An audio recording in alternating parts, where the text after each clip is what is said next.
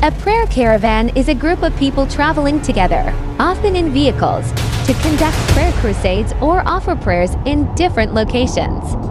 These caravans are organized by churches or other religious organizations to bring prayers to various communities, sometimes simultaneously.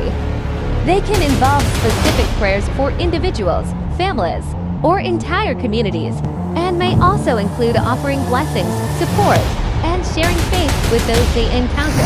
Here's a more detailed breakdown. Purpose. Prayer caravans aim to spread faith, offer support, and bring prayers to different communities. Mobility. They involve traveling to different locations, often stopping at various communities to pray for the people and their needs. Community engagement. Prayer caravans often involve interacting with the local community, offering prayers, and sharing faith. Spiritual support Cologne that they can provide comfort, encouragement, and a sense of community to those who are struggling or in need of prayer. A prayer caravan typically refers to a group of people traveling together, often in vehicles, to spread a message of faith, peace, or unity through prayer and community outreach. It can also describe a collective journey focused on spiritual growth or seeking divine guidance. The term combines the idea of a caravan, a group traveling together, with the act of prayer, emphasizing a shared spiritual purpose. Here's a more detailed explanation. 1. Group travel for spiritual purposes, community outreach. Prayer caravans often involve organized events where participants visit different locations, praying for specific needs or sharing their faith with others. Spreading peace and unity. Some prayer caravans focus on promoting peace and harmony within a community, often by praying for an end to conflict or social ills. Spiritual growth. In some contexts, the term caravan can symbolize a collective journey of individuals towards enlightenment or a deeper understanding of their faith. 2. Historical and biblical context. Caravans in the Bible references caravans as groups of travelers, often merchants, journeying together for safety and trade routes. Figurative language. The idea of a caravan can also be used in a more metaphorical sense to describe the collective journey of humanity or a group striving towards a common goal. We declare peace, O Lord God, to this place, Father God. Tinataas po namin ang mga building na ito, O Lord. Panginoon, cover us, cover this place with your holy blood, Father God. Save them, O Lord God.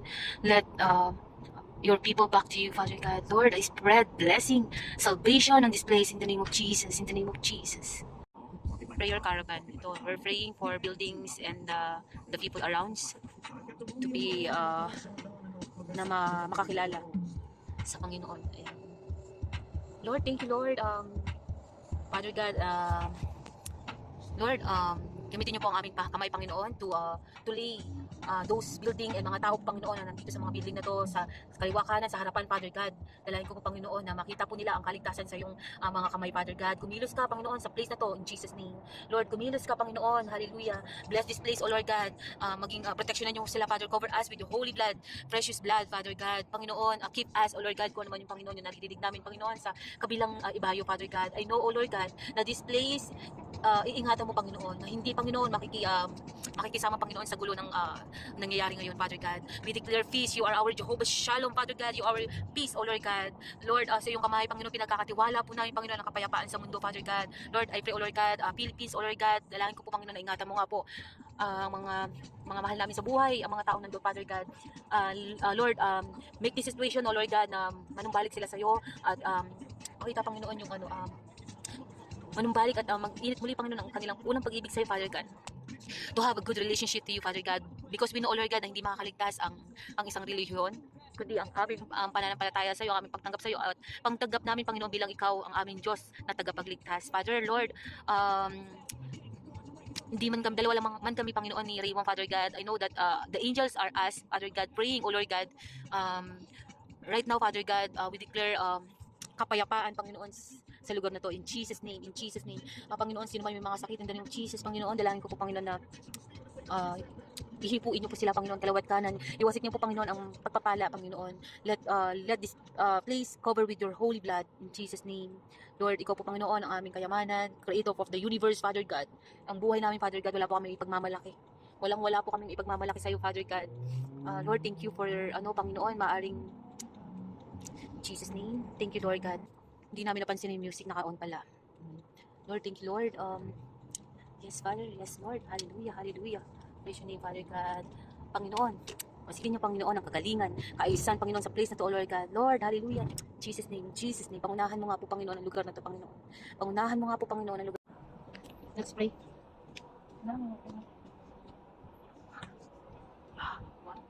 Salamat po.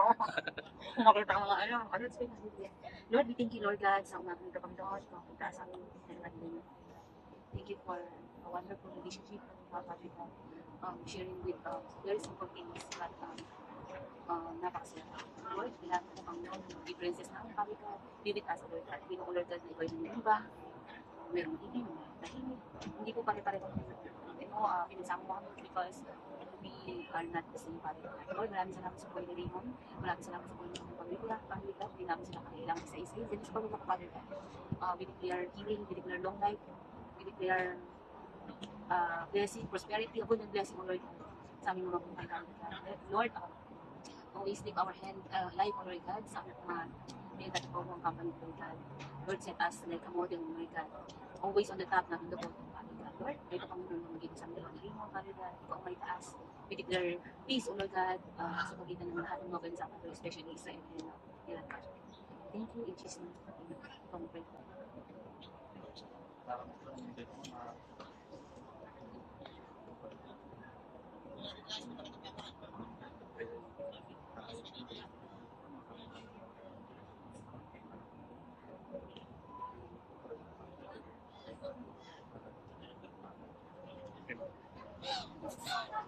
Let's begin.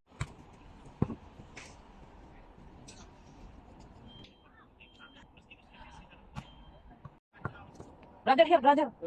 Brother here, brother. Brother. Brother here, brother.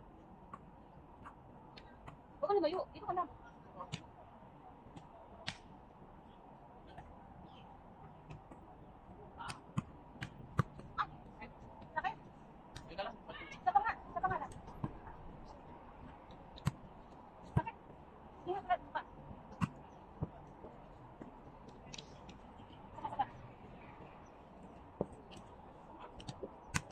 Habulin mo!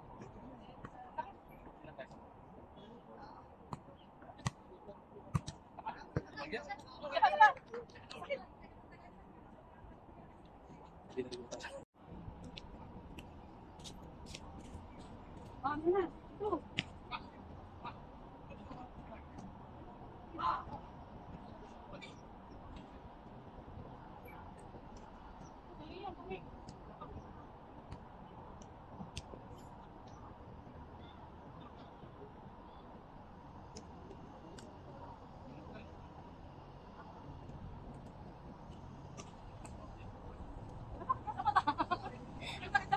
Dahil ganito! Harap! Harap po, diyan na. Dito ka.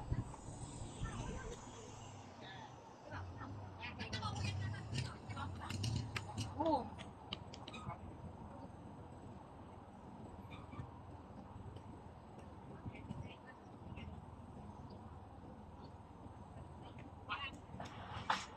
Ayun. Kami mo, kami. Wala.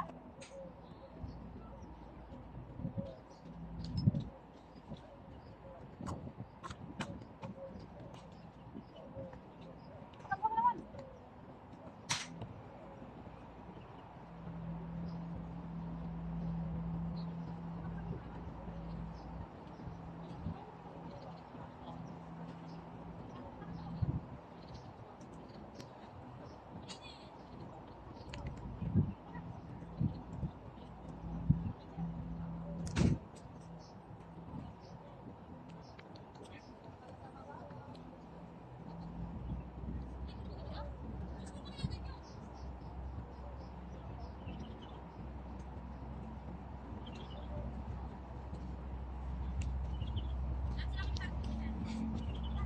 Ten, ten, ten, ten, ten, ten, ten, ten, ten, ten, ten.